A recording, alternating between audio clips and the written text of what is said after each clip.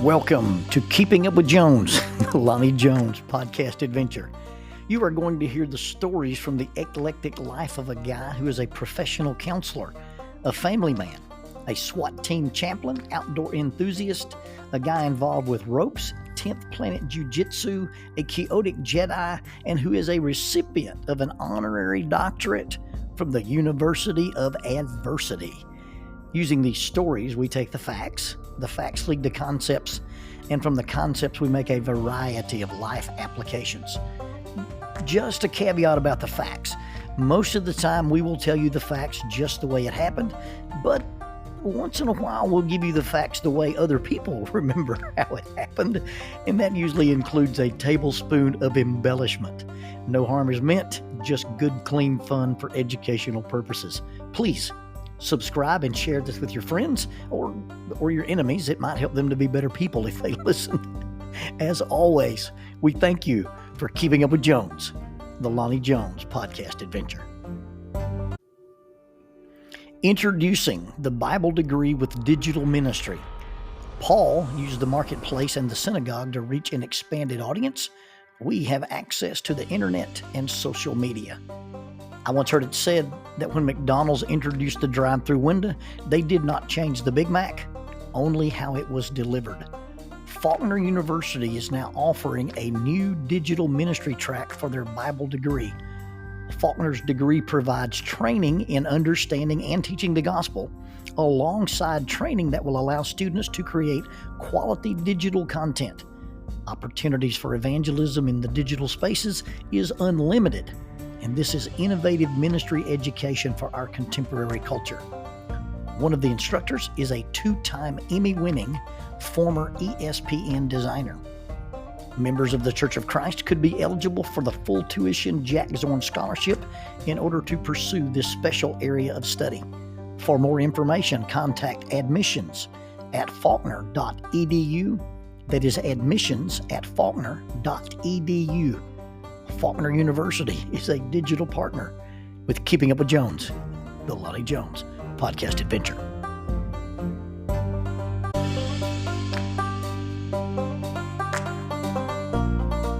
TKM Incorporated in Moss, Tennessee is a construction company that specializes in erosion control, seeding, and soil, hydroseeding, hydromulch, minor excavation, and silt fence. They also provide traffic control and construction signs. Their business is keeping people safe, but their passion, their mission, is they wish that all men could be saved. TKM has adopted the nickname the King's Men because as they serve you, they also serve the King.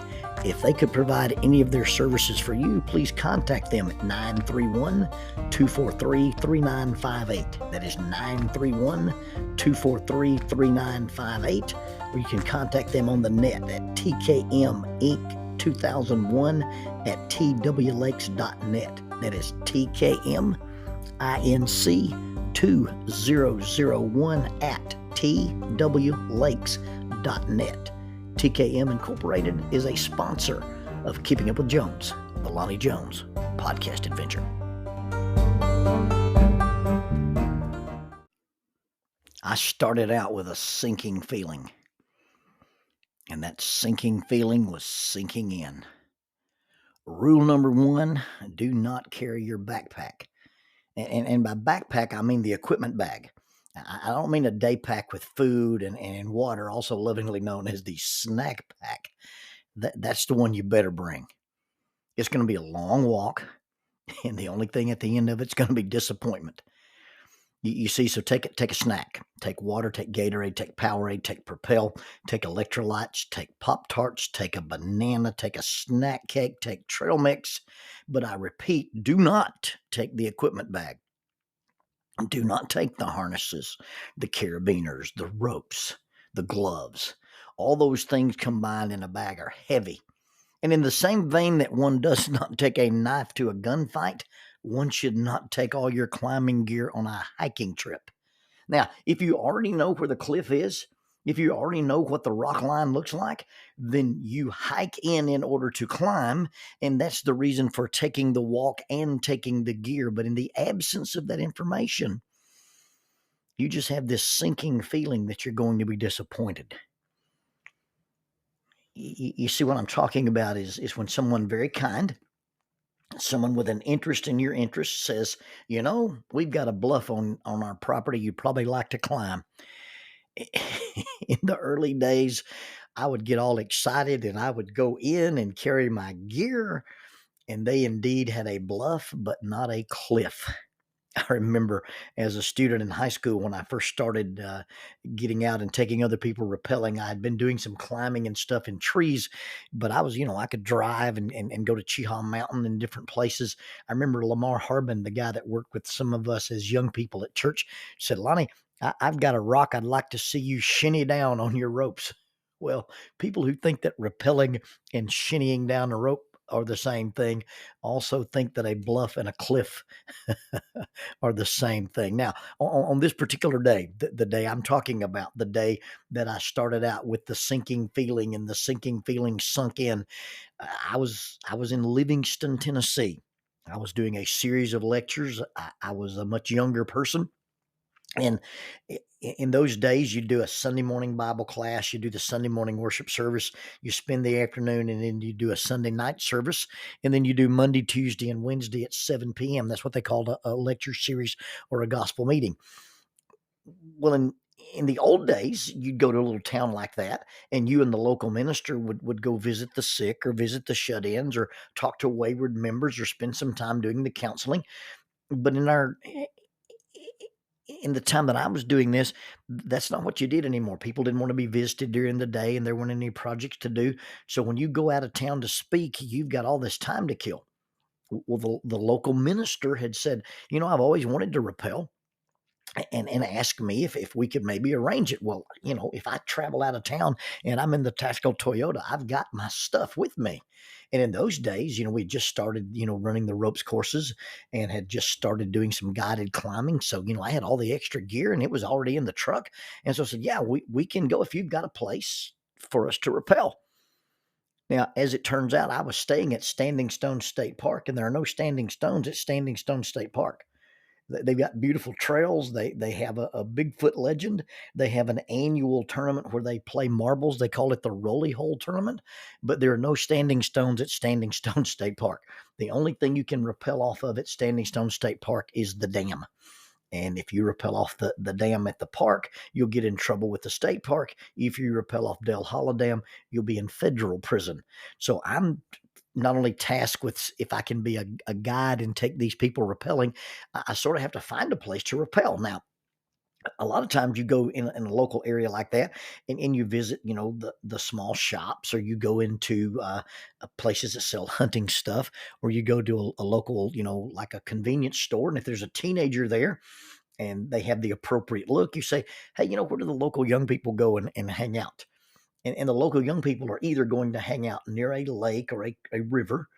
They're going to find some open pasture land. They're going to find the parking lot of a store, or there's going to be some local place that's a rock that kids like to sit on top of, build a fire, and look out over the expanse and do the things teenagers do when they aren't supervised by adults.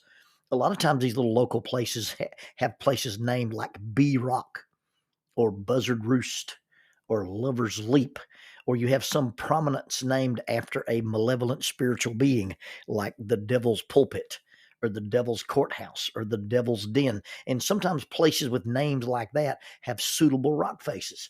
Well, I'm trying to find the place for us to rappel, and a local gentleman named R.L. Oglesby, I believe that's his name, he said that he had a place that we would be very interested in, and he'd be happy for us to use it. And he gave us some loose directions because, in these days, there was no such thing as an internet. And if you couldn't drop a pin and find a place. You had to kind of rely on people's directions and people's memory.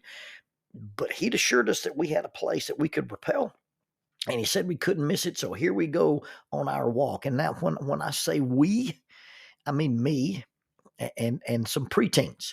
The Brady kids, not the Brady bunch, just the boys, Robert and David. Wesley is their friend. And then there was Joshua Corder, Jordan Corder, Lonnie Beth, myself, and the local minister named AJ. And so we go out to Mr. Oglesby's property, and we're walking. and I'm carrying the gear. I'm carrying my personal gear, my harness, my gloves, the stuff I keep on my rig. And I've got, a 200-foot piece of rope. I've got another 200-foot piece of rope for rescue purposes. I've got enough harnesses, figure eights, carabiners, and gloves for everybody. And here we go, trudging through the midsummer heat. And I hadn't gone very far when I began to have that sinking feeling. I hadn't gone very far when it began to sink in on me that this was probably going to end in disappointment. Because when we walked out of the trees, all we saw was a flat pasture. And by flat pasture, I mean an expanse of green so large you could intimate the curvature of the earth. There was no climbing this day. There wasn't a bump. There wasn't a rise. There wasn't a bluff. There wasn't a molehill on this pasture. It was you could have shot 1,000 yards on this thing. But Mr. Oglesby had said there would be something there that we would not be disappointed. So we keep walking. And in the back of my mind, I'm hearing you can't miss it. And I've got this sinking feeling that there's nothing to miss. Well, eventually the pasture was interrupted with some trees, a little copse of trees or a circle of trees. And I thought, well, maybe beyond those trees is where the cliff drops off. That's why, they hadn't cut the trees down and pulled the stumps, and it's not part of the pasture because there's a bluff there. Well, as we kept walking, I could see through the trees and see that the green kept going on. Well, now I don't know what to do. I've got this sinking feeling I'm going to be disappointed. But as we neared the trees, my sinking feeling turned into a sinkhole. And not in my heart and not in my stomach, but in the ground. And there was this massively beautiful, near vertical sinkhole. A sinkhole that was not only a drop off, but on one side of it, it has exposed vertical rock. And some of the rock lines were 50, 75, maybe even 100 feet or more. It is one of the top 5 places that I've ever been able to rappel. And not only did you have this beautiful drop off with these trees there for good anchor points, once you got to the bottom of the thing, it had kind of a gentle sloping switchback trail to walk out of. The only real thing that was a problem was when Mr. Oglesby came out to see what we were doing and joined us. He said, yeah, he said, this is such a nice place. That nest of bobcats likes to live in the bottom. And so here we were thinking we're going to rappel into the top of a nest of bobcats. I did not know bobcats indeed nested, but that put us on high alert, but it did not interrupt any of our fun. And not only was I not disappointed, I was amazed. Now, I've been disappointed. That's the reason for the rule, don't carry the backpack. I don't know how many times I'd gone in trying to find the vaunted walls of Jericho. And after one 6-hour trip with a young man who, quote unquote, knew where they were, I had to make the decision if I was going to use my pistol and make him carry me out or not. The same thing happened in my attempts to find candle stand. Candle stand is an inverted pair of sandstone rock that looks like a balancing act that is not worth carrying a rope to. But this place was a surprise. It was a surprise, not like the typical anticlimactic lane trips I had taken looking for other places, but this was in the same quality of Fort Bluff and Yellow Bluff and Painted Bluff. It was quite a bit beyond what I had expected. It was way beyond my imagination because I had never imagined that what this gentleman had on his property was this beautiful sinkhole. I had anticipated and imagined a long walk for nothing. And my sinking feeling turned out to be a sinkhole. Absence of information leads to imagination. Fear is a response to immediate danger. You have an immediate trigger, you have an immediate stimulus, and you respond to it with fear. Anxiety is a response to anticipated or imagined danger. Absence of information leads to imagination. Our imagination creates unrealistic expectations. And when those expectations are not met, then we are disappointed. When life doesn't turn out like we expect it to, we suffer loss, and humans grieve all losses. So we set ourselves up for how fun, how fulfilling, how easy. And when it's less, and then it's not that it's not good, it's just not good enough. Or even if it's bad, we end up being less than we wanted, and we allow our minds to focus on what it was not rather than what it was. And some people suffer from the idea that if it's not ideal, it's therefore unacceptable, and they don't have any wiggle room in the middle. Our imagination can also create negative fantasies. How bad it's going to be, how disappointing it's going to be, how hard, difficult, scary, or unpleasant or ineffective it's going to be. You're working with someone to help them solve a problem, and you offer a counterintuitive strategy, and they go, well, listen, it won't work. It won't help. Oh, there's no use even trying this. Well, if there is no use in going and trying or even exploring what might be there, what might happen, or what we might discover, then why go? If you already imagine that it's not going to work, most people won't try what they imagine won't work. You see, people who don't believe it will be good won't even go. I mean, after all, who takes a journey expecting to be disappointed? Only a diehard rock climber who's interested in entertaining his guest. You see, people who only imagine it will be bad won't go. Now, part of this discussion is pretty obvious. There are places that have cliffs, and then there are places that don't. And if you walk in, if you're told there's going to be one, and then you walk in expecting it, and there isn't one, there isn't even a steep hill, well, then it's okay to experience disappointment. It's okay to experience being let down. It's probably okay to be angry or even frustrated, feel foolish, or even feel a little bit disgusted at yourself for going in and quote unquote believing the lie, although it was not an intentional lie. It was just a well-intended misdirection. But the idea of, I don't believe there's a cliff, and I'm not expecting a cliff, but I'm willing to walk in there. It doesn't have to end in negativity if you went in and tried to see what was there and it turned out to be less than you expected. You know, it wasn't exactly what I was looking for is very different than deciding that it wasn't worth the walk in there. Hey, I gave it my best try, and you never know what's there till you walk in there and find out. You see, if you don't think it's worth the walk, if you say, I don't think it's going to work, and so since I don't think it's going to work, and since I imagine it will only be bad, if you live that way, you'll never be disappointed. But if you live that way, you'll never be amazed either. You'll never be surprised. You'll never be awed. And you'll never say, man, I'm glad I took the chance and did that. Absence of information leads to imagination.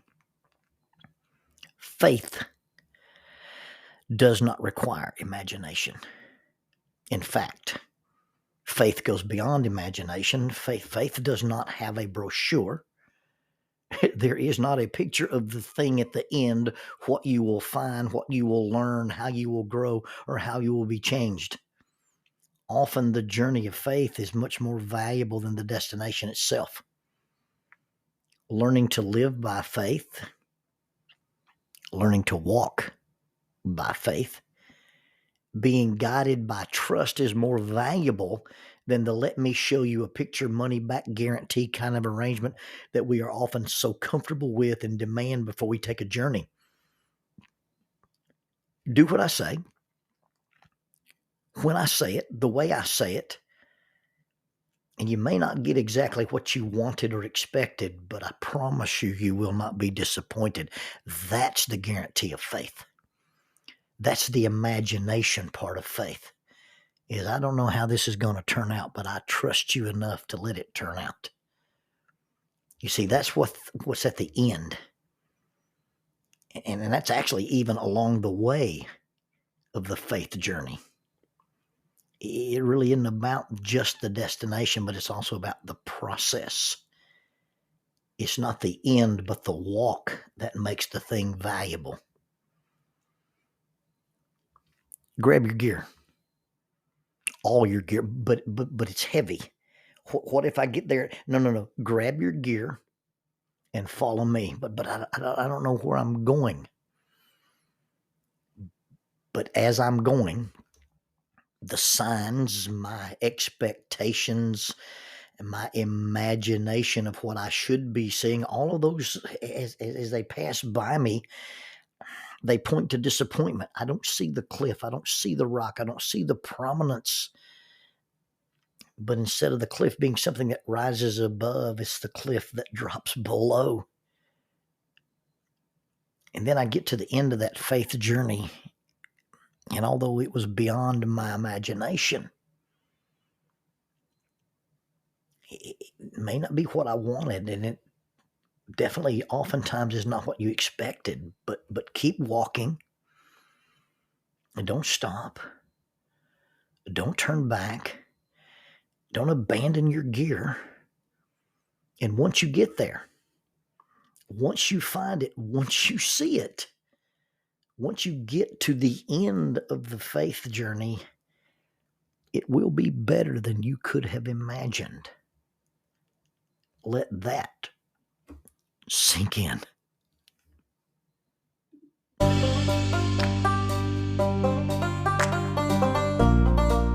The mission of Heritage Christian University is simple. They aim to advance the churches of Christ by equipping servants through undergraduate and graduate programs. Heritage Christian University produces effective communicators of the gospel, focusing on evangelism and a commitment to Scripture. Heritage Christian University is accredited by the Association for Biblical Higher Education and offers the following degrees: Associate of Arts in Biblical Studies, Bachelor of Arts in Biblical Studies, Master of Arts, Master of Ministry, and Master of Divinity. Since 1968, Heritage Christian University, formerly International Bible College, has offered affordable degrees in biblical studies, allowing graduates to thrive in their ministries without the burden of loan debt after graduation. For more information about Heritage Christian University, visit www.hcu.edu. That's 3 W's and a dot. hcu.edu. Heritage Christian University is a sponsor of Keeping Up with Jones, the Lonnie Jones podcast adventure.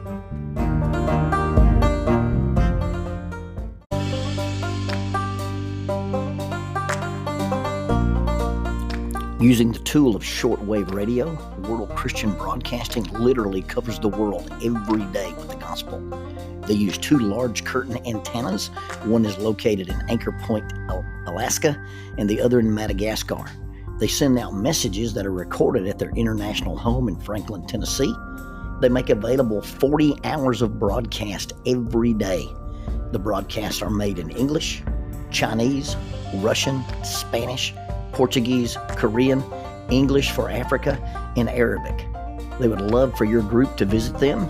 You can bring your ladies group, your youth group, or your men's group. Just give them a call at 615-371-8707, 615-371-8707, or you can go to 3 W's and a dot, worldchristian.org, find the Donate Here button, and make a financial contribution to support this work that literally covers the world every day with the gospel. World Christian Broadcasting, in cooperation with Keeping Up with Jones, the Lonnie Jones podcast adventure.